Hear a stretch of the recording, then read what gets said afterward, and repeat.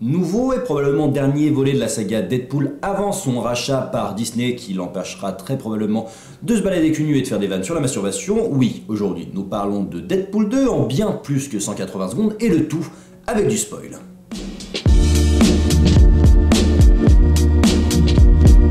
Réalisé par David Leitch et sorti le 16 mai 2018, confronté à un tueur venu du futur, Deadpool va devoir prendre la responsabilité d'un enfant et découvrir le sens du mot famille.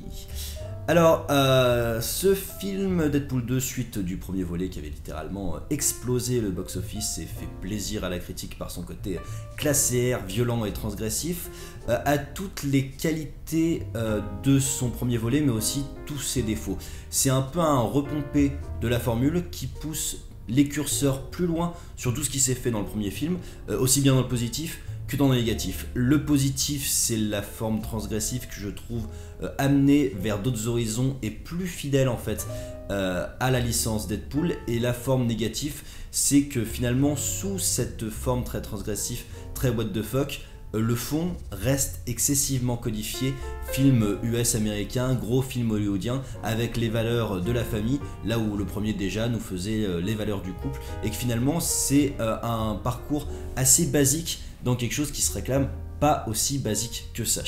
Dans les points positifs, il y a le fait que le film aille toujours plus loin. Il est plus fidèle à Deadpool parce qu'il est plus fou, il est plus transgressif dans le bon sens du terme, à savoir qu'il y a beaucoup plus de personnages secondaires qui sont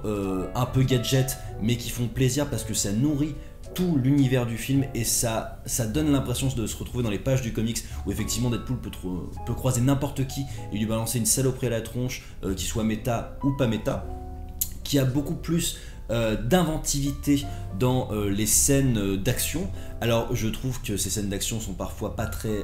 jolies parce que c'est un peu du FX 2000 à gogo, et que le budget du film n'étant pas celui d'un Avenger, et ben les FX se voient, mais par contre il y a une vraie inventivité du propos, notamment à travers le personnage de Domino, qui est donc le personnage qui a de la chance, et dans sa scène où tout ce qu'elle va faire va enchaîner une escalade de conséquences qui va du coup lui ouvrir les portes de ce qui est nécessaire pour que son action marche. Ça c'est très joli et c'est très très bien pensé. Il y a énormément de cassage de quatrième mur bienvenue, notamment dans ces scènes post-génériques que je trouve excellentes, ces scènes post-génériques où du coup on va corriger les erreurs de X-Men Wolverine et de Green Lantern. Je trouve qu'en plus Ryan Reynolds maîtrise de mieux en mieux le personnage, c'était déjà le cas dans le premier, mais il y a en fait dans tout le film une honnêteté de la connerie qui est jamais vendue comme une vanne, mais comme quelque chose de réel. Donc en fait, lorsqu'on te vend une réplique complètement absurde mais dite sur un ton très réaliste, et ben c'est d'autant plus drôle, et Ryan Reynolds le fait très bien, Domino le fait très bien. J'ai été un peu moins convaincu par le personnage de Cable, mais je vous en reparlerai dans les points négatifs. Globalement, tout ce contexte marche mieux parce que la situation est encore plus what the fuck, la manière de jouer est encore plus naturelle, et on nous a poussé les curseurs et tout le fan service potentiel qui est propre au personnage, de référence, de caméo, de tout ce que tu veux, pour que le film devienne d'autant plus drôle, d'autant plus satisfaisant pour un amateur de comics, et d'autant plus Deadpoolien, j'ai envie de dire.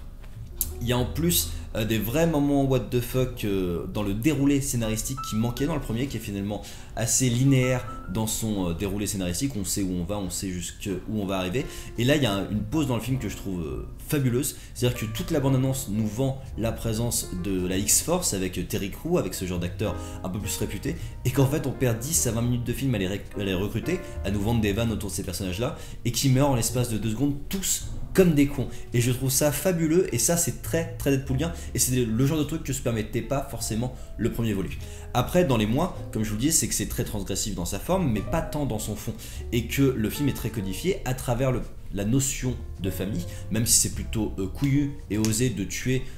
sa copine dès le premier plan pour nous permettre de repartir sur quelque chose de Deadpoolien, parce que c'était pas possible qu'il soit en couple, qu'il soit bien dans son couple, et qu'il y ait ce personnage aussi transgressif à côté, mais que du coup, là où le premier nous défendait les valeurs du couple, celui-là va vraiment nous défendre les valeurs de la famille à travers ce personnage du gamin qui va essayer de protéger de Cable. Et le souci, c'est le gamin est pas dégueu en termes d'acting en plus, mais c'est que du coup, tout